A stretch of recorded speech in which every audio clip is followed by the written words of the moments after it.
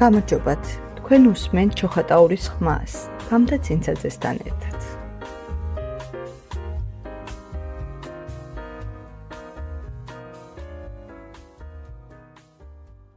მოგესალმებით, ეს ჩოხატაურის სათემო რადიოა. დღეს გთავაზობ ძალიან მნიშვნელოვან და საინტერესო გადაცემას. ჩემს გვერდით არიან ჩოხატაურის ახალგაზრდა მრჩეველთა საბჭოს წევრები და მოგვიყვებიან თავიანთი საქმიანობის შესახებ. მოგესალმებით და დიდი მადლობა, რომ მოხვედით. გთხოვ პირველ რიგში გაიცნოთ ჩვენს მაყურებელს, შესაძლებელია მისი ნაწილი უკვე გიცნობდეთ, მაგრამ გავახსენოთ ვინ ხართ და რა საქმიანობთ, მოგვიყევით თქვენ შესახებ და რატომ გადაწყვიტეთ საბჭოში ჩართვა. მოგესალმებით ორი სიტყვით. მოგესალმებით, მე გახლავართ მარია მოსეფაიშვილი, ჩოხატაურის მუნიციპალიტეტის გუთურის საჯარო სკოლის მე-11 კლასის მოსწავლე და ასევე ჩოხატაურის მუნიციპალიტეტის მერის ახალგაზრდული მრჩეველთა საბჭოს თავმჯდომარე. ჩემთვის ძალიან მნიშვნელოვანი შესაძლებლობაა საბჭოს წევრობა, ზოგადად, იმიტომ რომ საბჭო ძალიან მნიშვნელოვანი როლს ასრულებს როგორც ახალგაზრდების განვითარებაში, ასევე მუნიციპალურ განვითარებაშიც. მოგესალმებით, მე გახლავართ ანასტასია გაბრიძიძე, ასევე ჩოხატაურის მუნიციპალიტეტის სოფელი გუთურის საჯარო სკოლის მე-11 კლასის მოსწავლე და ვარ ჩოხატაურის მერის მრჩეველთა საბჭოს თავმჯდომარის მოადგილე. როგორც მარიამისთვისაც ძალიან მნიშვნელოვანი მერის მრჩეველთა საბჭოში მონაწილეობის მიღება, ასევე ჩემთვის, იმიტომ რომ აქ შესაძლოა შეიცვალა ჩემი ცხოვრება, რა თქმა უნდა, უკეთესობისკენ და უფრო მეტად განვითარებისკენ. გამარჯობა, პირველ რიგში მადლობა გადაცემაში მოწვევისთვის. მე ვარ თორნიკე ბერიძე, ნიკომარის სახელობის ნომერ 1 საჯარო სკოლის მოსწავლე, ასევე ახალგაზრდული მრჩეველთა საბჭოს ორი კომიტეტის, კადრები განვითარებისა და გარემოს დაცვის კომიტეტების ხელმძღვანელი. ჩემთვის ძალიან საინტერესოა ის გამოცდილება, რაც ნიშნავს იმას, რომ იყო ახალგაზრდული მრჩეველთა საბჭოს წარმომადგენელი და უფრო ლიდერი. ძალიან კარგი გამოცდილება და საინტერესო უნარებიც გამივითხარა. ძალიან სასიამოვნოა. მოგესალმებით, პირველ რიგში მადლობა ზირთით გადაცემაში მოწვევისთვის. მე ვარ გაბრიელ სიხარულიძე, ბუკის ციხის საჯარო სკოლის მე-11 კლასის მოსწავლე და ჩოხატაურის ახალგაზრდული საბჭოს წევრი. მოგესალმებით, მე ვარ ანა კალანდაძე, გუთურის საჯარო სკოლის მე-11 კლასის მოსწავლე და ჩოხატაურის მერის ახალგაზრდული მრჩეველთა საბჭოს წევრი. ძალიან სასიამოვნოა.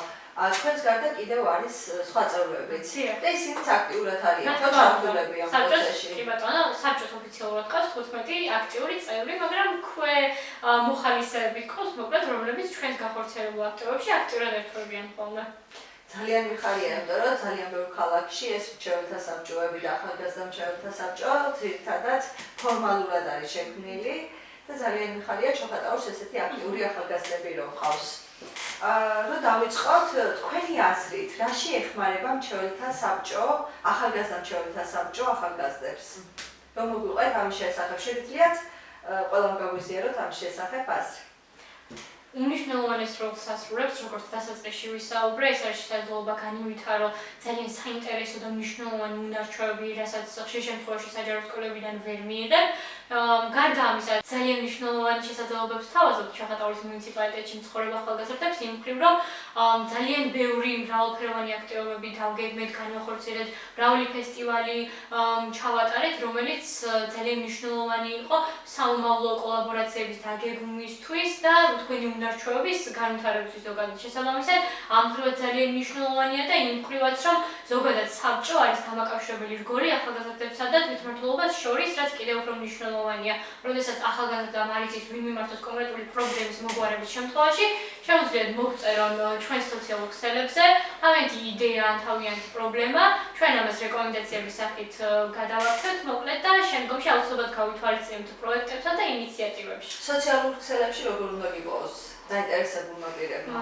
Facebook-ზე გვაწერია ჩოხატაურის ახალგაზრდული საბჭო, Instagram-იც და TikTok-იც გვაქვს, სადაც გვაწერია ჩოხატაური Youth Advisory Council ინგლისურად ჩვეულებრივად. დარწმუნებული ვარ, კიდევ ბევრი გამოგიჩნდებათ აქტიური ადამიანი, რომელიც შეგეხმიანებათ. გარდა ამისა, როგორც დამხმარე საინტერესო პუნქტია ახალგაზრდებისთვის, ისევე ჩვენთვის ძალიან საპასუხისმგებლოა ეს თემა და ყოველი თემა თუ პროექტი, რაც ჩვენთან შემოდის, მაქსიმუმად ვცდილობთ, რომ ახალგაზრდები პასუხისმგებლიანად მოვეკიდოთ თემაზე. გარდა ამისა, იმითაც აღნიშნავ, რომ ძალიან ბევრი მრჩეველთა საბჭო როგორც უკვე ახსენეთ, მაგრამ არ შემიძლია ფაქტი არ ახსენო და ამით არ ვიყოთ მოხარული ჩვენი მრჩეველთა საბჭო, რომ ჩოხატაურის მრჩეველთა საბჭო ყოველთვის მოწოდების სიმაღლეზეა და ყოველთვის ყველასგან გამოირჩევა რაღაცით, იმიტომ რომ დღე არ გავა და კვირა არ გავა, რაღაცით არ ვიაქტიურებ და ამით არ გამოირჩევა ჩვენი თავი, იმიტომ რომ ყოველთვის ვცდილობ ჩვენი მაქსიმალური მრჩეველთა საბჭოს მუშაობასა და ფუნქციონირებისათვის. რა არის თქვენი ძირითადი მისანი საბჭოში?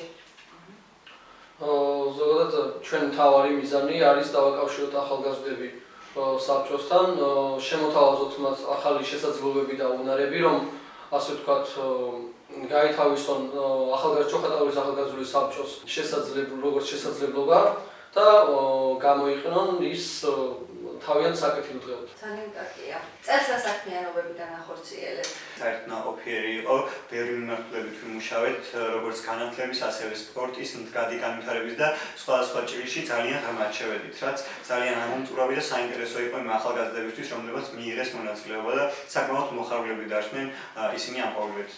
რომელ პროექტს გამოარჩევდით ან ინიციატივას, რომელიც თქვენთვის ყველაზე დასამახსოვრებელი იყო? შეიძლება ყველას გქონდეთ ცალ-ცალკე რომელიმე მათგანში გვესაუბრეთ მაგაზე. დავიწყებ მაშინ, ჩემთვის ერთ-ერთი გამორჩეული იყო, რომელიც ჩავატარეთ ზაფხულში, ეს იყო კვირეული, რომელიც ეხებოდა მეწარმეების განვითარებას. მოვახერხეთ მეწარმეები და ახალგაზრდები დავაკავშირეთ ერთმანეთთან, ჩავატარეთ კვირეული, შედეგადაც წარმოჩინდა მეწარმეების ეს ვთქვათ პროდუქტები, ავიჩით ესეთი მეწარმეები, რომელსაც ჩვენი აზრით ჭირდებოდა მარკეტინგის შექმნა და პოპულარიზაცია. მოვახერხეთ ეს ყველაფერი. შევატარა შემაჯამებელი ღონისძიება, გამოვლინდა გამარჯვებული საუკეთესო მარკეტინგის წარმოჩინებისთვის და დასაჭიროდა მცირედით ჩვენგან. გამოვარჩევდი ახლახან ჩატარებულ სპორტულ შეჯიბრებს, სპორტულ ღონისძიებებს და ასევე ინტელექტუალურ თამაშებს. ეს იყო კვირეული, სადაც ჩატარდა ფრენბურთის, ფეხბურთის და სხვადასხვა სპორტული აქტივობების შეჯიბრები. ასევე ინტელექტუალური თამაშების, როგორიც არის მაგალითად კაჰუტი, რასადროდის და გამარჯვებულებს გადავეცით სიმბოლური პრიზები და შედეგი მივიღეთ, რომ ეს იყო საკმაოდ ბევრი ახალგაზრდა ჩართული ამაში და გაიაზრეს ჩოხატაურის ახალგაზრდული საბჭოს მნიშვნელობა და გაითავისეს თუ რა შესაძლებლობებს თავაზობს საბჭო მათ. ერთ პროექტს მეც გავიხსენებდი. ჩვენ წელს შესაძლებლობის მქონე პირებისთვის ჩავატარეთ ფესტივალი, რაც ძალიან დასამახსოვრებელი იყო, იმიტომ რომ ეს ფესტივალი კიდევ ერთხელ გვახსენებს იმას, რომ ეს ადამიანები ჩვენი სოციუმის ძალიან მნიშვნელოვანი შემადგენელი ნაწილები არიან და ესეც ძალიან დასამახსოვრებელი და იყო როგორც ჩვენთვის, ასევე მათთვის. ძალიან მნიშვნელოვანი აქტივობაა ყველა და განსაკუთრებით ალბათ ეს, იმიტომ რომ შეზღუდული შესაძლებლობის მქონე პირების დახმარება და მათ გვერდზე და საზოგადოებაში ინტეგრაცია, მე მგონი ყველაზე მნიშვნელოვანი თემაა ჩვენი საზოგადოებისათვის. რა არის იმ პროექტების შედეგები, რომლებიც უკვე დაასრულეთ? დასრულებულ პროექტებზე როგორ საუბრობთ? და აი რა შედეგი მიიღეთ, რა უკავშირი მიიღეთ ამ ყველაფრისგან? მთავარი შედეგი არის ის, რომ ახალგაზრდები არიან ძალიან გააქტიურებულები და ჩართულები ამ ყველაფერში, ისევე როგორც ჩვენი საბჭო. შესაბამისად უკვე ვიცით კონკრეტულად რა საჭიროებები აქვთ თუნდაც სოფლებში ან თუნდაც რაიონში და გვაწვდიან მოკლედ ხმას ეს ახალგაზრდები და ძალიან ჩართულები არიან. ძალიან სასიამოვნოა. თქვენ ხარ დაამატებდით რამეს რომელიმე პროექტიდან? ზოგადად არის იმას დავამატებდი ერთადაც, რომ ყველა პროექტის უკან დგას ბევრი მუშაობა. იმდენად ბევრს მუშაობენ ჩვენ და ჩვენი მშობლთა საბჭოს ბავშვები, რომ აი ღამეების ანეჟე გადაგვითენებია იმისთვის, რომ პროდუქტი ყოფილიყოს საბოლოოდ ისეთი, რომ ყველა სოციუმზე ყოფილიყო გასვლილი და მოწოდების სიმაღლეზე ყოფილიყავით, რაც ძალიან რთულია ჩვენ სასახლეში, იმიტომ რომ მშობლთა საბჭოს გარდა უამრავი აი სკოლა და მაგრამ მაინც ახერხები და ეს რა თქმა უნდა უდიდეს შრომაზე დაფასებას მოითხოვს შეიძლება. აქვე უნდა ვახსენოთ ისიც, რომ უდიდესი შედეგია ის, რომ ახალგაზრდები ძალიან გააქტიურებულები არიან, როგორც ანამახსენა, იმ მხრივ, რომ გამოიმუშავეთ ძალიან ბევრი უნარები. აი მაგალითად, ადრე თუ ისე იყო, რომ თვითონ არანაირი ინიციატივას არ იჩენდნენ და ყველაფერი ჩვენგან ხდებოდა, ახლა ძალიან გააქტიურებულები არიან და ჩვენ სოციალურ ქსელში ძალიან ბევრი ახალგაზრდა წერს კონკრეტული იდეების შესახებ, რომელსაც ჩვენ აუცილებლად გავითვალისწინებთ მომავალი სტრატეგიის დაგეგმვის დროს და ეს განსაკუთრებით სასიხარულოა ჩვენთვის, იმიტომ რომ მათი საჭიროებები უფრო თვალნათელი ხდება ჩვენთვის. მე მგონი ბევრ რაიონში შეშურდება თქვენაირ ახალგაზრდა მშობელთა საბჭოს წევრები. თუმეტეს როცა ხედავთ იმას, რომ როცა რაღაცას ვაკეთებთ, გვიფასდება და იგივეს ვიღებთ უკან იმ ბავშვებისგანაც, რომლებიც ხედავენ ამას. როგორ უკავშირდებით ახალგაზრდებს სოფლებში? რამდენად აქტიურია ჩოხატაურელი ახალგაზრდები? ანუ გასაგებია რაიონში შესაძლებელია უფრო მარტივად მოახდინოთ მათი მობილიზება, მაგრამ სოფლებში ცოტა, ანუ რადგან მანძილი დიდია, რთულია. მე ვიტყოდი, რომ ამ ყველაფერში ჩვენ ხელს გვიწყობს ის, რომ ჩვენ სხვადასხვა სკოლებიდან ასე ვთქვათ, ჩვენ სკოლაში მყოფ ახალგაზრდებს და მოსწავლეებს ძირითადად და ჩვენს თემში ცხოვრება ახალგაზრდებს ჩვენ ვუყვებით ამ და უზიარებთ ამ ინფორმაციებს ჩოხატაურის ახალგაზრდულ საბჭოს შესახებ და ყველანაირად ვცდილობთ ჩავთოთ ჩვენ აქტივობებში თუ სხვადასხვა პროექტებში და ასე ვთქვათ ეს არის შესაძლებლობა რომ მიიღონ და ასე ვთქვათ გაიღრმაონ ცოდნა საბჭოს შესახებ. და გარდა ამისა მუნიციპალიტეტიც გვეხმარება იმაში რომ მაღალმთიან სოფლებს მიოცნოთ ხმა აი მეილების საშუალებით არის ქსელი გაკეთებული სადაც ყველა სკოლა არის თავმოყრილი რაც ჩოხატაურის მუნიციპალიტეტში შედის და ერთიანი წერილის სახით იგზავნება ხოლმე ჩვენი ინიციატივების შესახებ რომ ყველას თანაბარი შესაძლებლობა მიეცეს ჩვენს აქტივობებში ჩართვის უშუალოდ გარდა ამისა თან განმათავებელთა ქსელის გვაქვს ჩამოყალიბებული რომელიც აერთიანებს ჩოხატაურში 80% სკოლებს სადაც ჩვენ ხელი მიგვიწვდება მოკლედ და ამ ბავშვების საშუალებითაც ჩვენ შეგვიძლია ეს ინფორმაცია გავავრცელოთ. რა არის ის ყველაზე დაბრკოლება რომელიც შეხვედრიათ მუშაობის პერიოდში? თავიდან ყველაზე დიდი დაბრკოლება რაც იყო ჩვენში ეს იყო რომ აი როგორც გავრიელმა ახსენა სხვადასხვა სოფლის სკოლებთან თანამშრომლობთ მაგრამ განსაკუთრებით დამეთანხმებით რაც არ უნდა ეს ოთხელი შეწყობა იყოს მაინც რთულია ხო სოფლის და განსაკუთრებით მაღალმთიანი სოფლის დაკავშირება მაგრამ საბოლოოდ ეს მოვახერხეთ მერის დახმარებით რასაც დაუკავშირით ყველანაირად ვეცადეთ რომ მართლაც გასულიყავით ესე ვთქვათ რაღაც გზა გვეპოვა და საბოლოოდ ყველა პრობლემა რაც აღმოფხვრადია ჩვენთვის ესე ვთქვათ მაგრამ რაღაც პრობლემები ასევე ერთ-ერთი დეზინფორმაციაც ჩვენ შესახებ იყო რომ ისინი მუშაობენ ამაში ფულს იღებენ ახლა არანაირად იმიტომ რომ ანუ ყველა ამბობს რომ პირიქით ჩვენ გვინდა რომ უბრალოდ დავეხმაროთ ახალგაზრდებს სწორად მიაწოდოთ ინფორმაცია და არანაირ თანხას არ ვიღებთ ამ ყველაფერში პირიქით ეს არის ჩვენი სრული სამეფო რომ რაღაც შევცვალოთ ჩოხატაურში იმიტომ რომ ჩვენ დაახლოებით როგორც გვახსენეთ მე-11 მეათიკოსის მოსწავლეები ვართ მერიჩელთა საბჭოში და ამიტომ გვინდა რომ რაღაც დავტოვოთ ჩოხატაურში ასევე დავამატებდი იმ პრობლემას რომ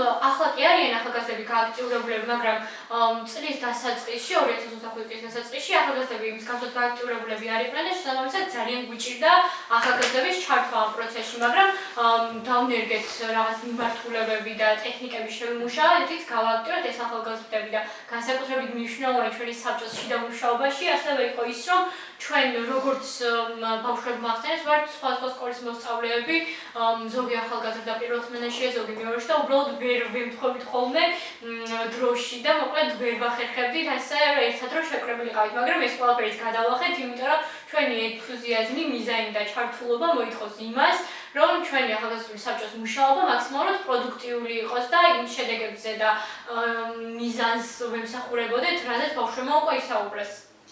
კი ბატონო ანუ რა მაინტერესებს როგორ მოხდით მრჩეველთა საბჭოში?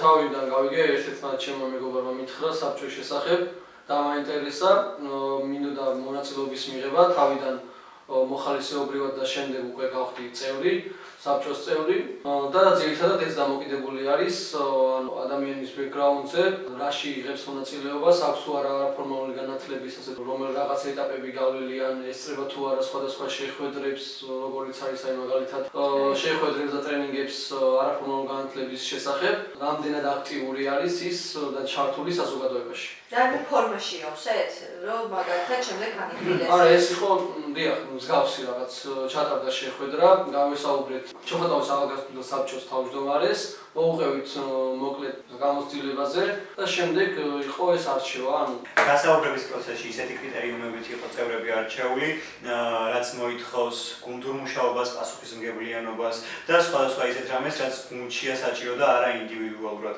როცა ბავშვი ერთობა ასეთ საინტერესო და ინოვაციურ ჯგუფში როგორც ახალგაზრდული მრჩეველთა საბჭო მას მაქსიმალურად უნდა ქონდეს გამომუშავებული ყოველივე ის დეტალი რაც ჯგუფურ მუშაობაში დასჭირდება ასევე სხვა შემთხვევაში და სხვაგვარად შეიძლება მოსწავლემ გაიგოს ახალგაზრდული მრჩეველთა საბჭოს შესახებ რაც არის სოციალური ქსელი რაც წელან მარიამმა ახსენა შეუძლია შემოვიდეს ჩვენს გვერდზე გაიცნოს კონკრეტული ინფორმაციას და მოგწეროს შემდეგ ახალგაზრდული მრჩეველთა საბჭოს გვერდზე სადაც შეგვიძლია რომ დავუკავშირდეს ჩვენ. ასევე ერთ დავამატებდი მნიშვნელოვანი ინფორმაცია ჩვენი მაყურებლისთვის შეიძლება იყოს ისიც, რომ ჩვენი საბჭო თებერვალში ახალი წევრების მიღებას გამოაცხადებს და შეუძლია ჩვენ მაყურებლებს რომ თავიანთი კანდიდატურა წამოაყენონ, შემდგომში გვექნება უკვე გასაუბრება და გასაუბრების წარმატებით გავლის შემთხვევაში შეგიძლიათ რომ ჩვენი საბჭოს წევრი გახდეთ და თქვენც მიიღოთ ძალიან დიდი გამოცდილება საბჭოს წევრობით. თავარია მონდომება და სურვილი გქონდეს ახალგაზრდას რომ უფრო მეტად ჩაერთოს ამ ყველაფერში. ანუ როცა წევრად გირჩიეს, შემდეგ გქონდათ თქვენ ტრენინგი ან რაიმე შეხვედრა, რითაც უფრო მეტად გაიგეთ თქვენი ფუნქციების შესახებ. კი ბატონო, აი მე პირადად სანამ თავმჯდომარე გავხდებოდი, მანამდე ვიყავი მოხალისე, მე გავხდი წევრი, მე მოადგილე, მე თავმჯდომარე და ეს ძალიან დიდი პროცესი იყო, იმიტომ რომ მე ძალიან ბევრი ტრენინგები გავიარე, როგორ უნდა მართოს საბჭო, რომ იყოს ეფექტური ეს მმართველობა, როგორ უნდა გააქტიუროს წევრები, რომლებიც ნაკლებად არიან ჩართული საბჭოს საქმიანობებში, როგორ მივაწოდოთ ახალგაზრდებს ხმა და ძალიან ბევრი ასპექტია გასათვალისწინებელი, სანამ ამ ნაბიჯს გადადგამს ადამიანი. შესაბამისად, ძალიან ბევრი პროექტები და ტრენინგები გავიარე, რის შემდეგაც გავხდი მოკლედ საბჭოს წევრი. რა მხარდაჭერა ჭირდებათ მუნიციპალიტეტიდან ან სხვა სტრუქტურებიდან? ახლანდელ შემთხვევაში ყველაზე მნიშვნელოვანი და ხაზგასასმელი ის არის, რომ ჩვენი საბჭოსთვის ყველაზე მნიშვნელოვანი და ხაზგასასმელი ამ შემთხვევაში არის ადგილი, რომელიც არ გაგვაჩნია. ეს გულისხმობს იმას, რომ საბჭოს ჭირდება კონკრეტული გამოყოფილი სივრცე, სადაც ჩვენ შევძლებთ ხარისხიან და პროდუქტიულად მუშაობას. ხო, აი სადაც შეიძლება და გეცოდინებათ, რომ ეს არის თქვენი სივრცე. ძალიან მნიშვნელოვანია კი ალბათ. რას გეგმავთ შემდეგ წელს? ძალიან დიდი მიზნები და გეგმები გვაქვს. სხვათა შორის ახლა ვართ 1 წლიანი სტრატეგიის გაწერის პროცესში. აუცილებლად უნდა ვახსენო, რომ იმ მიმართულებებზე, რომლებზეც ქრონიკემ ზემოთ ისაუბრა, უფრო გამრავალფეროვნებას გვეგმავთ, გვინდა რომ მრავალი მიმართულება მოვიწყოთ, ერთ-ერთი მნიშვნელოვანი, რასაც ვაპირებთ, არის რომ სტაჟირების პროგრამები დავაფუძნოთ, მოკლედ, იმიტომ რომ მიგრირებას სამწუხაროდ ძალიან გაზრდილია, შესაბამისად გვინდა რომ სტაჟირების პროგრამაში რაც შეიძლება ბევრი ახალგაზრდა ჩაერთოს, მსგავსი პრაქტიკა საბჭოს ჰქონდა დაახლოებით 2 წლის წინ, რამაც ძალიან კარგად იმუშავა, უბრალოდ ახლა გვინდა რომ გაცილებით უფრო დიდ მასშტაბებზე გავიდეთ, ვიდრე მაშინ ვიყავით. გარდა ამისა, გვინდა რომ ძალიან ბევრი მნიშვნელოვანი ფესტივალი და ფორუმი დავაორგანიზოთ, თანამშრომლობა გავხადოთ უფრო მასშტაბურ და საინტერესო, საერთაშორისო ასპარეზზეც გავიდეთ და ჩვენ გამოცდილ მაქსიმალურად ბევრ ადამიანს გავუზიაროთ. ძალიან მნიშვნელოვანია ის რომ საბჭოს ახალგაზრდები მოსახლეობას თავაზობს ბანაკებში წასვლის შესაძლებლობებს. რა თქმა უნდა, მერიასთან კოლაბორაციით და ჩვენ გვეგმავთ რომ მათი რიცხვი უფრო გაიზარდოს, უფრო ბევრ ადამიანს შეეძლოს ბანაკში ჩართვა და წასვლა, სადაც ძალიან დაუვიწყარ ემოციებსა და ძალიან საინტერესო მოგონებებს შეიძენენ, იმიტომ რომ ეს ძალიან საინტერესო სივრცეა. შესაბამისად, ჩვენ გვინდა რომ ძალიან ისეთი თანამშრომლობები დავაორგანიზოთ. წინა წელს ჰქონდათ გავდათ ბავშვები დაშვებული ბანაკში, რამდენი იყო? 10-15 ახალგაზრდა აუცილებლად მიდის ხოლმე ამ ბანაკებზე. გასათვალისწინებელია ისიც, რომ ჩვენ ვცდილობთ, რომ ყველა წელს სხვადასხვა ბავშვებს მივცეთ ამ ბანაკში წასვლის შესაძლებლობა. როგორ არჩევთ ამ ახალგაზრდებს, ვინ უნდა წავიდეს? ესეც ძალიან საინტერესო და მნიშვნელოვანია. სამოტივაციო წერილი არის ერთ-ერთი შესარჩევი კრიტერიუმი, რითიც მოსწავლეებს ვარჩევ. მექანიზმი აქვს ჯერჯერობით შემუშავებული, ისიც შეიძლება რომ საბჭოს ბავშვები წავიდნენ და არა მხოლოდ საბჭოს. ესეც ძალიან გასათვალისწინებელია, იმიტომ რომ ვისაც უკვე აქვს ბანაკში მოხვედრის შესაძლებლობა, ის ადამიანი უკვე განვითარებული ამ მხრიდან და ჩვენ გვინდა რომ ყველა ახალგაზრდას თანაბარი შესაძლებლობა ჰქონდეს, შესაბამისად ამ მეთოდს ვიყენებთ ყველაზე ხშირად. ან გასაკეთებელ ხოლმე ბავშვები იქ ბანაკში, ანუ რამე პროგრამებია სპეციალურად დაწერილი ტრენინგებია, რომელზე რამდენი დღეა ეს? ძალიან საინტერესოა. ინდივიდუალურია გააჩნია ბანაკს. ახალგაზრდობის სააგენტო აორგანიზებს ხოლმე ხშირად ამ ბანაკებს, როგორც არის შაურის ბანაკი, ანაკლის ბანაკი, ჯარის ბანაკი, ეს სამი ბანაკი არის განსაკუთრებულად აქტუალური, რომელიც ძალიან ბევრ მონაწილეს იტევს. ანაკლია მათ შორის, მაგრამ ბოლო წლებია სტუდენტური არის ეს ყველაფერი, მაგრამ მაინც მიდიან ჩვენგან მოსწავლეები არ. მაგალითად 1 ან 2 წლის წინ მე ვიყავი ჯარის ბანაკში, სადაც ძალიან საინტერესო გამოცდილება შევიძინე. იმის მიუხედავად რომ საერთოდ არ ველოდებოდი რომ იქ ასეთი სივრცე დამხვდებოდა ინდივიდუალურია ბანაკის ხანგრძლივობაც ეს ყველაფერი თითქმის ერთი კვირა გრძელდება და ძალიან საინტერესო შემუშავებული პროგრამა აქვს ამ ადამიანებს როგორც ფიზიკურ აქტივობებს ასევე შემეცნებით აქტივობებსაც გავდივართ ამ ბანაკში რა თქმა უნდა უამრავ მეგობარს ვიძენთ ძალიან საინტერესო კოლაბორაციებს გვგებთ მომავალში და რა თქმა უნდა თანამშრომლობას რაც ძალიან მნიშვნელოვანია და რა თქმა უნდა რომ ბევრ მოგონებებს აგროვებენ აქ ადამიანები რაც არის დაუვიწყარი ემოციებით ჩამოდიან ხოლმე ბავშვები. ფიქრობ ჩოხატაურელი ახალგაზრდებისათვის ესეც დიდი мотиваცია იქნება რომ ექნება შესაძლებლობა რომ წლის ბოლოს შესაძლებელია წავიდნენ ბანაკში. მე მგონი ძალიან ბევრი ბავშვი მოგაწყდებათ. არა მარტო მოგონებები, მეგობრებიც ფერი გიქროდება, როცა უბრუნდებით უკან ხოლმე. ძალიან კარგია. თუ ახალგაზრდა სურს თქვენთან ჩართვა და ამ ინფორმაციის გაგების მერე დარწმუნებული ვარ ნამდვილად ენდობება. როგორ შეუძლია რომ ჩაერთოს თქვენ საქმიანობაში? თუნდაც მოხალისეობრივად, თუნდაც ისე როგორც წევრი ჩვენთან საბჭოს.